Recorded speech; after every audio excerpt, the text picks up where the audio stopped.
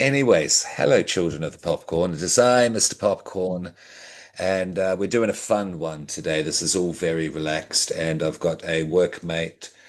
I'll let them introduce themselves in a second. They're from Evil Corp, of course. Who better to bring in to talk about horror, certainly on the fun, maniacal side of things, as we like to do at Evil Corp. This movie is full of that, definitely. So, my guest, who are you and what movie are we looking at, please? So, my name is Court. I work at Evil Corp as well. Big surprise. We are looking at Gremlins 2, the the new batch, I believe it's Yeah, called. Was going to that's be it. called Gremlins 2 Takes Manhattan, but you know what? They didn't want to have fun. It's all good. Well, they were going to go to Mars and Vegas potentially as well, Oof, along man, those if they went to lines, Vegas, man, that would have been which great. is That would have been great. hilarious. Um, Before we get into the details, the intent, especially behind Gremlins 2, is what I want to talk to you about, especially Yep. Court.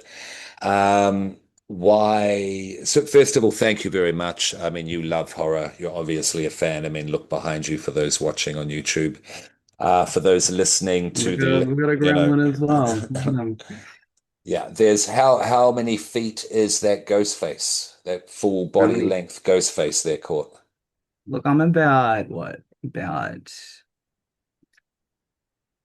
where am I? About 7.9. I'm about the same size as it. So, I wear this ghost face all the time. Yeah, So yeah. when people are coming into the room, they don't know if I'm either wearing it or if it's on the mannequin. So it's a nice little surprise when people come into my room.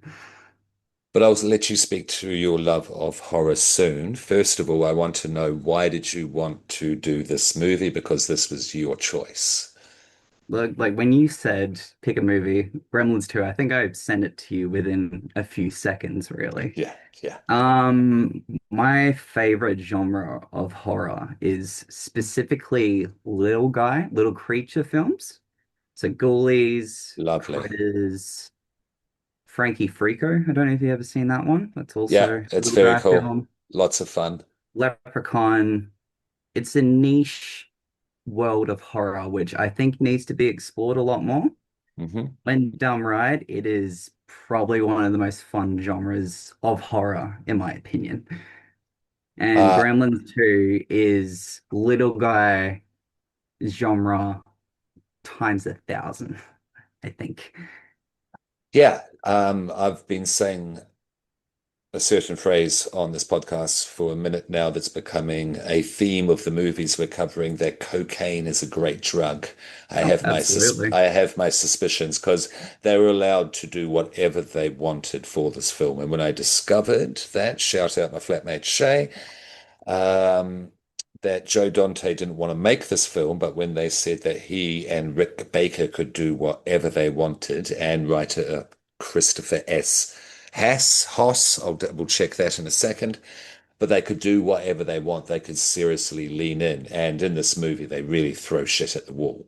Yeah, Oh, but absolutely. in a Three times the wonderfully budget, fun way. Three times the budget. Yep. 3 times the budget, and pretty much Joe Dante, from what I was told, got full creative control, which isn't, Hmm. it's uncommon for a director to get that, you know? Abso-friggin-lutely, even back then, like carte blanche, I think it's called. Yeah, you just have full creative license. And they Yep. took advantage of it. And knowing that does improve this film.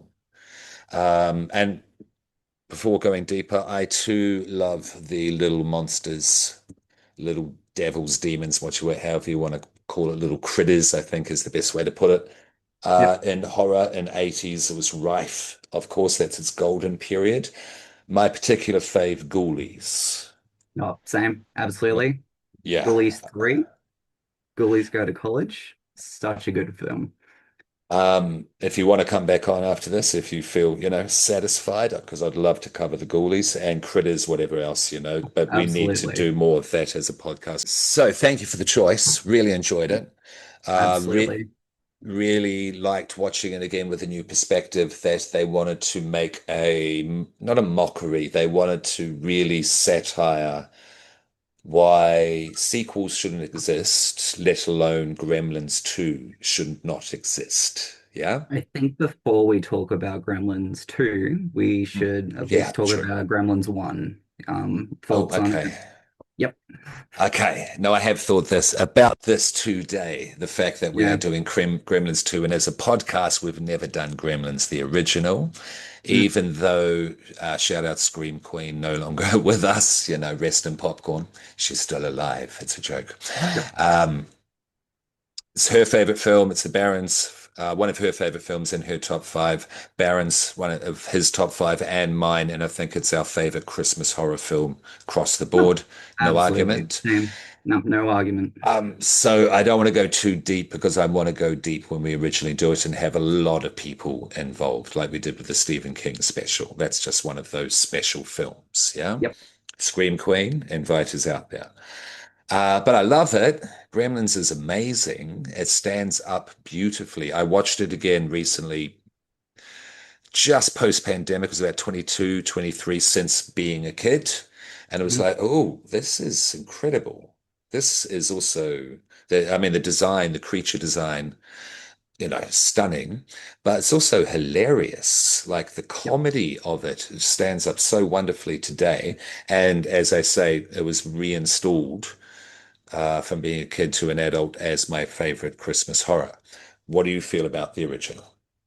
The same thing. It's always on my go-to Christmas films for the year. That and Muppets Christmas Carol are always the ones I'm like, we have to watch these two. Yeah, And good then when I choice. finished Gremlins 1, I'm like, oh, that was a nice film. Sweet, let's put on part 2, even though that's not even a Christmas film. Yeah, But you can see like a few parts of the first film carry on to the second, especially the cinema scene where they're watching Snow White and the Seven Dwarfs. The silliness of that scene amped up to 1,000 in the second film. absolutely. They wanted to do callbacks and homages to the iconic scenes of the first one. This is Joe Dante talking at a con hosted by Vidiots. Shout out. I will check you out. I'm unaware to this, but it's a very good interview. I'll post it up there, children. Yep, They wanted to do bad callbacks and homages to the first one, and you do see that with the cinema, with the bar, with the how would I put her? Um, Mae West-esque, the Smurfette gremlin. I think that's the best way to put that character. she But you has a also, name, I think. Yeah, they call her yeah, Gremlin, I yeah, believe. yeah, Yeah, that's Greta it. Gremlin. That's Yep. yeah, that's it. And most pointedly, Phoebe Cates. She does the birthday with Lincoln, and she's afraid of Lincoln or something. Yeah. I think it's a bad dream. And that I could see that they were doing a kind of parody of the iconic father in the chimney, which was the big risky scene to throw in a family movie and all of that. Yeah. Absolutely. Every time I Yeah. do watch it, I'm just like, because it comes out of just absolutely nowhere, first of all. Yeah. Yeah. Yeah. And I'm like, yeah, and then they just cut to the next scene after that. I'm like, what was that? Yeah. Oh, yeah. No, no, no. It's quite nonsensical. Definitely. Certainly when it gets into the rampage throughout New York, which is a good 60% of this movie. Is that fair to say? Yeah, about Yeah. that, yeah. But before we go deeper, you wanted to bring up some stuff about Joe Dante there, Court? Absolutely. I Please. wasn't aware he created one of the films that just absolutely traumatized me as a kid. Not a horror film. I mean, it could have horror adjacent elements in it, but Small Soldiers is the film. Absolutely freaked me the fuck out when I was a kid. Was it the evotism, if I may, of the soldiers, the toy soldiers, the coming to life-ness Yep. of it? Yeah. Yeah. Yeah. Okay. Okay. Um, Gremlins can be seen as a scary movie. Yeah. It dances that line because they are little demons. I'm I not could, talking Mogwai with Gizmo. I'm talking Stripe and Co. as gremlins because they really are gremlins when they transform. Because gremlins, of course, they're the cousins of gargoyles, and we see a gargoyle transformation from gremlin to gargoyle in this film. from bat gremlin, sorry, Yep. gremlin to bat gremlin to gargoyle gremlin. Yeah, yeah, which I thought was very cool. Joe Dante. Okay, so if you've never It seen a was, movie yeah. before, children, this guy's done quite a bit in the past. The Howling is one to mention because that's where he worked with Rick Baker. They first worked together.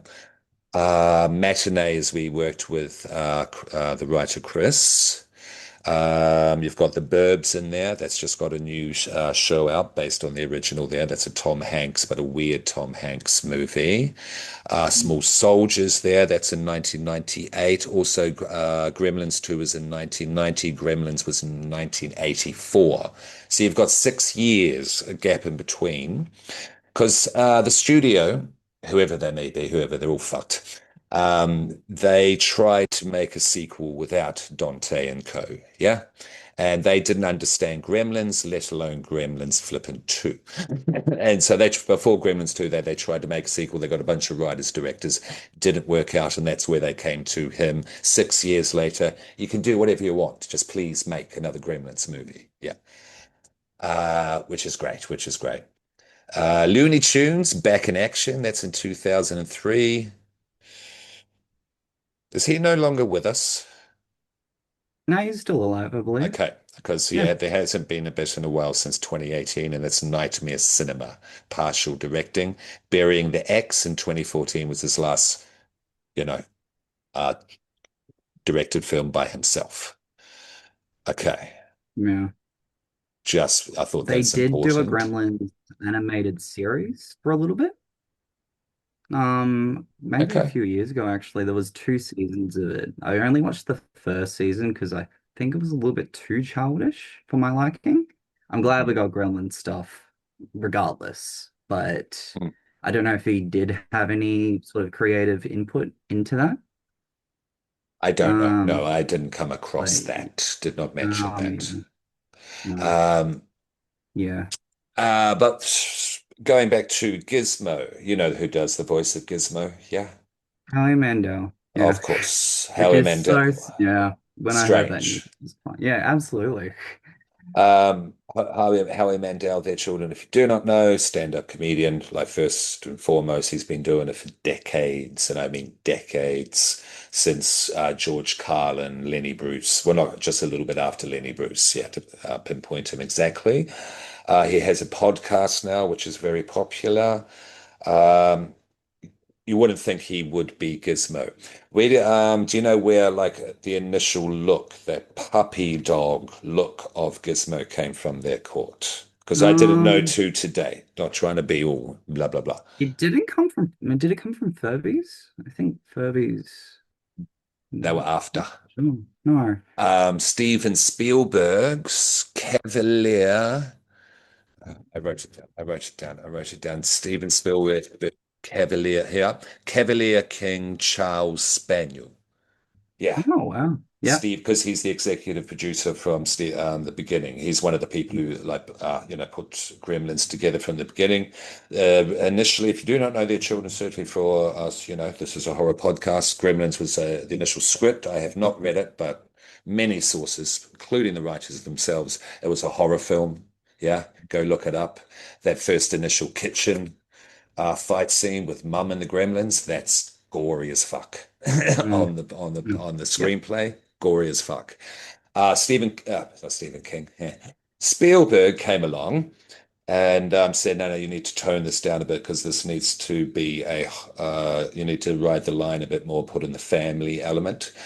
Normally, I would bulk at such as sort of, some sort of softening and saccharine. How dare you? But he was 100% correct. He created a family film that a horror fan can enjoy. Yeah, Yep. if you because you can get away with showing this to the family. Would you agree? Yeah, Gremlins and absolutely. Gremlins 2, I'll throw in there because that's it's just so ridiculous. It's gory in parts, but it's goopy gore, and I mean they're nasty, but it's just so over the top. And you Absolutely. have lovely offsets to the cruelty, which there is some of it, to characters like Brain, which is basically Fraser as a gremlin they're caught. Yep. um, But rambling a bit, rambling a bit. Is there anything else you wanted to bring up about, like, the Gremlins, Dante, Rick Baker? Let me go through my notes real quick. Please, please. We can edit out any, gaps and such. All good. Okay, Rick Baker. Please. He did the makeup for Tropical Thunder. I've just got here the stuff that he worked on: Star Wars, Men in Black, and then Tropical Thunder in brackets, lol. That is amazing. No. But he is legend. I mean, with these movies, their children, I mean, like this is more of a aging millennial to Gen X podcast, so it's not really to them, but we do have a younger audience with movies like this and the works of these people. If the past offends you, you're going to find some offense if you're looking for it. But, Mm, it's of its time. Yeah, we know this. Because this person, like Rick Baker, for example, has worked on incredible movies like The Empire Strikes Back. He created the goddamn werewolf, an American werewolf in London in 1981. I mean, do I need to say more really after that? Star Wars 1977, I'll throw that in there. The Incredible Shrinking Woman, Videodrome. I mean, I mean, um, now this guy, 2025 VHS Halloween, yeah, actor in the home horde segment because he's also an actor as well. mm, Yeah. Maleficent 2014, we remember that. That was a big Disney movie. mm. Tron Legacy, yeah. Practical effects went through a bit of a dip, so that's why these people maybe have had to, do the cons and such, or are more independent such that won't get to the IMDb and therefore Wikipedia crediting. But I'm very glad that practical effects is coming back in a good way there, Court. I'm sure you would agree. It's, Absolutely. yeah, yeah. And Yeah. there's people like Rick Baker who have laid the groundwork. They're the godfathers, forefathers of this. And Joe Dante creating creature films like this and the people who created the Ghoulies and the Critters. That's why these movies are important to cover. Now, you're saying the Ghoulies is your favorite, though, but you like them all. Um, I like them all. Like, I think Gremlins 2 is definitely my favorite of that genre. Um, Okay. Okay. Specifically, Ghoulies 3 is also my favorite of the Ghoulies franchise. See, I have seen it, but I'm talking decades with that one. The first one Yeah, I know religiously because I watched that over and over and over again when I was absolutely. young. Yeah. Yeah. Yeah. What are the ones from that genre? I'm of the belief that Garbage Pail Kids is a fun movie, Oh, not a great movie by any means, but a fun movie. All right? my man, if you want to come back and look at these films, definitely this is a fun avenue that we don't have on the pod thus far. Um, did you want to geek out any further on Gremlins 2, though, there, Court? Is there anything else you want to bring up? Any other favorite Um, moments, funny what- bits, the things that didn't work for you? Because I think this movie does live in the shadow of Gremlins only because it was given the good intent to make it a polished jewel that that movie is. This one's let's just kind of not shit on it, but let's just like pour cereal and spaghetti and stir it and throw it at the wall and see what happens. Not really. The one thing that I was exposed to Gremlins probably when I was about 2 years old, unintentionally, by the way. Okay, Um, two's young. Jesus Christ. yeah. No judgment, So but yeah. my dad had a Game Boy Color, Okay, and okay. used to let me play it, and it had Gremlins 2, The Bad Batch on Game Boy. Obviously, That's me cool. being two at the age, I didn't know what to do with a Game Boy whatsoever. But I Yeah, just sure. vividly remember the themes, like the 8-bit version of the Gremlins theme song playing in the background. Years later, when I did end up watching it, I'm like, oh, that tune sounds familiar. Then it all clicked. I was like, Good God, it's like Gizmo's whistle. yep, Yeah, yeah, the carrion call to, Billy at the start of this movie. It's kind of beautiful. At 2 years it is old, 2 years old. Yes, we was were that in the Bali. start? We were in Bali, and my dad bought a Game Boy Color when he was there, and yeah, Was that the the start rest of is your, history. was that, yeah, that was the start of your horror life. The rest is history. My first ever Yeah. horror film would have been when I was about 9 years old. My grandma let me rent The Seed of Chucky from the video store, which I will defend till the grave. That So it's will I. yeah, Fuck the absolutely. haters. Fuck No, the no, yeah, haters. Yeah, yeah, yeah. It gave me a bit of a lifelong obsession with Chucky. He is my favorite slasher killer. same. Always will be. But yeah, that's about it, really. It's Freddy or Chucky, though. I do have to say that it's Yeah, half and half. It could be one or the other. Um, did it scare you? Is the Seed of question. Chucky or Gremlins? Seed of Chucky went. Did No, yeah? No, no. absolutely. Let's for both the No, game and the no, it movie. didn't scare Neither. me whatsoever. When was the first time you were scared by anything? Horror doesn't have to be a movie. It can be any other media and or art. Man, there was this is gonna sound funny, but the vacuum cleaner from Teletubbies, the blue one, Okay. Yeah, sure. absolutely scared the fuck out of me when I I like was, that. when I was young, a wee lad. I Hmm. was like, get that fucking vacuum cleaner away from me. It's gonna suck the life out of me. This is interesting. Not to, get psychoanalytic on you here. Lay down, tell me about, whoever. Yeah.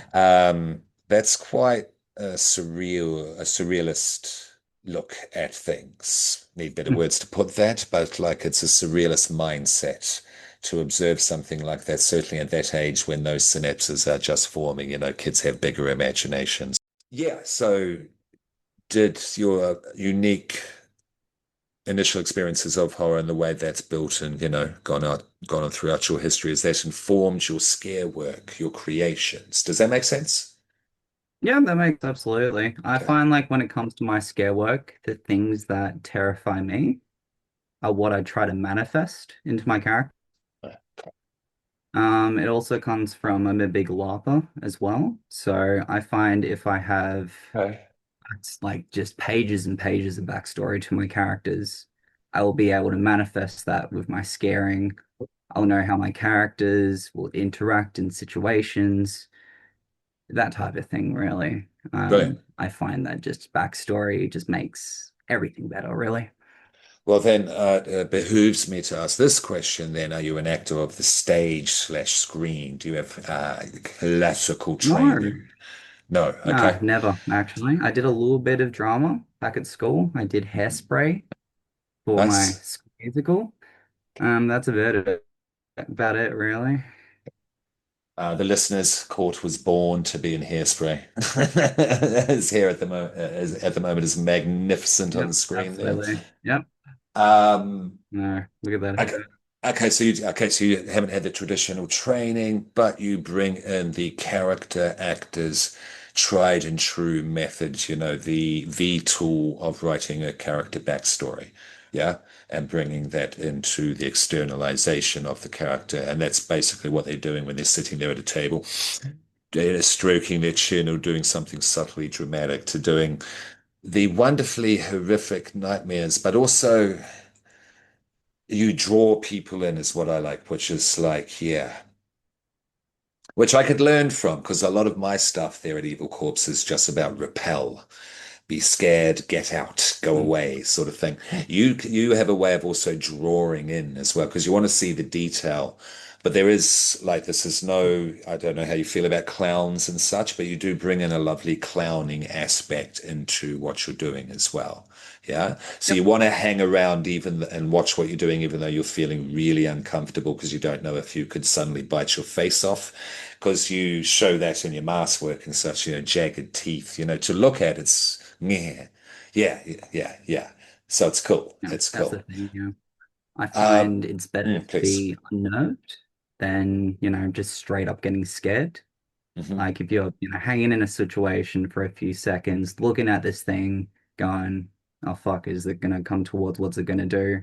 And then eventually pops out at you. The suspense, you know what I mean? Oh, absolutely. Yeah, Yep. no, absolutely.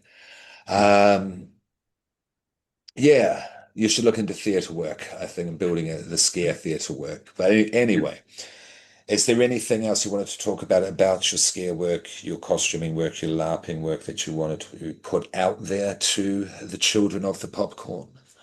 Uh, no, I think we've covered pretty much everything. Yeah, so I think we can leave it there. I think that's nicely Perfect. done, Court. Thank you. You killed it. Thank you for having me Thanks for on. coming I've on. loved it. Yeah, Yep. yeah, definitely. Have to do it again sometime. Well, and don't be alarmed by this. This is just the usual sign out there, Court. I think, as you know, go to bed, children. Go to bed. Mm.